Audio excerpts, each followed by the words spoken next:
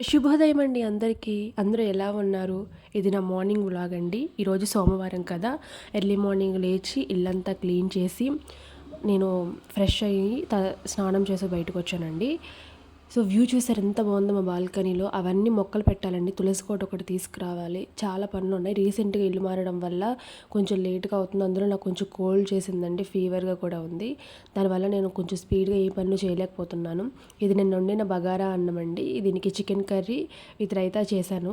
అది నేను వీడియో తీద్దామని అనుకున్నానండి. కానీ నా దగ్గర సెల్ఫీ స్టిక్ అట్లాంటివి లేవు కాబట్టి నాకు కుదరలేదు. చాలా గజిబిజిగా అయిపోయింది. ఒక 2, 3 డేస్ ఓపిక పట్టండి. మనకి ట్రైపాడ్ అన్నీ వచ్చేస్తాయన్నమాట. మనం ఇంకా క్వాలిటీగా చక్కగా ప్రశాంతంగా వీడియోస్ తీసుకోవచ్చు. ఇవన్నీ పికిల్స్ అండి. నాకు మా ఆయనకి పికిల్స్ అంటే చాలా ఇష్టం. అవి మ్యాంగో పికిల్ ఒకటి, లెమన్ ఒకటి, తర్వాత ఉసిరికాయ అండి, ఆమ్లా అండి. ఇప్పుడు మీరు చూసింది ఫిల్టర్ అనమాట. అది మేము అమెజాన్‌లో ఆర్డర్ పెట్టాము. 12 లీటర్ కెపాసిటీ అది. చాలా మంచిగా ఉందండి ఫిల్టరు. మీకు కావాలి అంటే డిస్క్రిప్షన్‌లో లింక్స్ ఇస్తాను చూసుకోండి. లేకపోతే కావాలి అని నాకు కామెంట్స్ చేయండి. నేను లింక్ ప్రొవైడ్ చేస్తాను. ఈ డ్రెస్ ఎలా ఉందండి? బాగుంది కదా! దాన్ని నేను మీషోలోనే తీసుకున్నాను. తక్కువగానే ఒక 400 అలా పడిందండి నాకు అది. చాలా బాగుంది ఆ ఫ్రాకు. చాలా కంఫర్టబుల్‌గా ఉంటుంది ఆ ఫ్రాక్ చూడడానికి. మీరు కొద్దిగా చాలా అందంగా కూడా కనిపిస్తారు. మీకు దాని లింక్స్ కావాలంటే ప్రొవైడ్ చేస్తాను. కింద లింక్ అని కామెంట్ చేయండి. చూసారు కదా! నేను సాటర్డే చేశాను పూజ. పూజ కూడా నేను మన ఛానల్‌లో అప్లోడ్ చేశాను. చాలామంది అడిగారు, ఫ్లవర్స్ ఎందుకు పెట్టలేదు, అలా ఉత్తిగా ఎందుకు చేసేసారు సింపుల్గా అనేసి అన్నారు. ఫ్లవర్స్ లేక అంటే అలా అయిపోయిందండి. ఇంకా నేను ఈవినింగ్ మా వారికి చెప్పడం మర్చిపోయాను. తర్వాత నా చుట్టుపక్కల ఎక్కడ ఫ్లవర్స్ లేవు. నేను ఇంకా అందుకని ఇవంతా కాదు అని చెప్పేసి నేను ఒక మందార మొక్క, తులసి మొక్క ఇలాంటివి ఏమన్నా తెచ్చుకొని నేనే పెంచుకొని నేనే పెట్టుకోవాలండి ఫ్లవర్స్. ఏమనుకోకండి, ఫ్లవర్స్ ఉండవు కొన్ని డేస్. బయట నుంచి తెచ్చుకోవచ్చు, పెట్టుకోవచ్చు, కానీ కుదరలేదు. నెక్స్ట్ టైం అట్లా చేయకుండా చూసుకుందాం.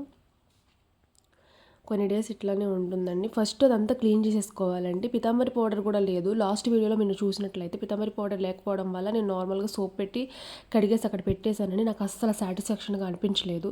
వెంటనే మా ఆయనకి చెప్పేశాను, పితాంబరి పౌడర్ తీసుకురమ్మని చెప్పి వెంటనే తీసుకొచ్చేసారు. తీసుకొచ్చిన తర్వాత ఇప్పుడు మళ్ళీ క్లీన్ చేస్తున్నాను అన్నీ.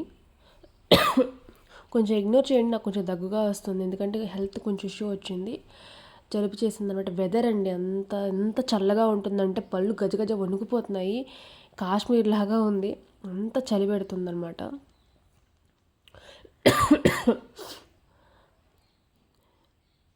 అట్లా అవన్నీ తీసుకున్నానండి. తర్వాత మనం ఏదైనా సరే పూజ గదికి సపరేట్గా క్లాత్ పెట్టుకోవాలి. అంతా సపరేట్గా ఉండాలి. మనం వాడినవి అందులో వాడకూడదనమాట యాక్చువల్గా. నాకు అది కూడా ఈ మ్యారేజ్ అయిన తర్వాత నాకు అన్నీ తెలుస్తున్నాయండి. అంతకుముందు నేను క్రిస్టియన్ అనమాట. క్రిస్టియన్ అయినా సరే నేను టెంపుల్స్‌కి అట్లకి వెళ్తూ ఉండేదాన్ని. మ్యారేజ్ అయిన తర్వాత అన్నీ తెలుసుకోవాలి. ప్రశాంతంగా ఉండాలి అంటే అన్నీ తెలుసుకోవాల్సిందే. పూజలు చేయాలి కదా! అందుకని ఇందులో నేను కష్టంగా ఏం ఫీల్ అవ్వట్లేదండి. ఎన్ పూజలు అవన్నీ ఎందుకు చేస్తున్నాం? మన ఫ్యామిలీ కోసమే కదా చేసేది. సో, అందులో నేను ఎలాంటి కష్టంగా ఫీల్ అవ్వట్లేదు. మీరు కామెంట్స్ చెయ్యొద్దు. కష్టంగా ఫీల్ అవుతున్నారా? ఇబ్బంది పెడుతున్నారా? అలా ఏమీ లేదు. నేను చాలా ఇష్టంగా చేస్తున్నాను. తర్వాత నా ఫ్యామిలీ కోసమే చేస్తున్నాను కాబట్టి, నా కోసమే చేస్తున్నాను కాబట్టి నాకు ఎలాంటి ప్రాబ్లము లేదు. నేను ఏదైనా హ్యాపీగా చేయగలను. ఇక్కడ దేవుడు ఎవరనేది ముఖ్యం కాదండి. దేవుడు ఉన్నారు. అది ఎవరు ఏంటనేది నాకు అనవసరం. నేను దేవుడిని నమ్ముతాను అంతే. సో, పూజకి సంబంధించినవన్నీ తెచ్చుకొని అలాగా క్లీన్‌గా ఫస్ట్ ఏం చేయాలంటే పితాంబరి పౌడర్‌ని వాటిల మీద వేసి వాటిని కొంచెం కొద్దిగా లైట్‌గా అట్లన్నిటిగా అప్లై చేసి అలా వదిలేసేయండి ఒక 2 మినిట్స్. ఈలోపు క్లీన్ చేసేసుకుంటున్నాను మొత్తం అంతా. అవి ఉంటాయి కదా, ధూప్ స్టిక్స్, తర్వాత అగరబత్తులు, వాటికి సంబంధించినవన్నీ అలా క్లీన్ చేసుకొని సపరేట్గా ఉంటుంది. వీటిని కూడా క్లీన్ చేసేటప్పుడు కూడా టైం వారాలు చూసుకొని చేయాలి అంట. నాకు ఇందులోకి వచ్చిన తర్వాత అవన్నీ తెలిసింది. చాలా ఇంట్రెస్టింగ్గా అనిపిస్తుంది కదా అవన్నీ చూస్తుంటే. పూజ చేస్తే తెలియని ఒక పాజిటివ్ వైబ్ అండి. ఒక మంచి ఫీలింగ్ వస్తుంది. ఆ రోజంతా ఏదో సాధించినట్టు ఫీలింగ్ ఉంటుంది నాకు ఎందుకు. చాలా మంచిగా అనిపిస్తుంది. ఇలాంటివి ఖచ్చితంగా ఇంట్లో ఉండాలండి. అప్పుడే మనం ప్రశాంతంగా మనశ్శాంతిగా ఉండగలం. అన్నీ ఉండాలి లైఫ్లో కదా. పూజ కూడా మనశ్శాంతిగా ప్రశాంతంగా చేస్తేనే ఆ పూజకు వాల్యూ ఉంటుందండి. మీకు ఒక విషయం తెలుసా? చాలామంది ఇప్పుడు దేవుళ్ళకి మనం హారతిస్తాం కదా. అలా హారతి ఇచ్చినప్పుడు ఆ హారతి ఆరిపోతే అపశకునంగా ఫీల్ అవుతారు. కానీ నేను కొన్ని వీడియోస్ చూసానండి. కొన్ని దగ్గర నేను చదివాను కూడా. అలా హారతి ఇచ్చినప్పుడు హారతి ఆరిపోతే దేవుడు ఏమంటారు, మన పూజను అంగీకరించారు. ఆయన నేను లడ్డూ ప్రసాదం పెట్టానండి.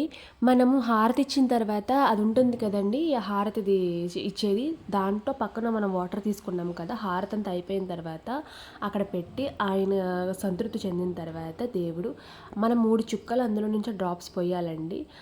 అలా పోసి దండం పెట్టుకొని మన కోరికలు కోరుకుంటే అది నెరవేరుతాయి అన్నమాట.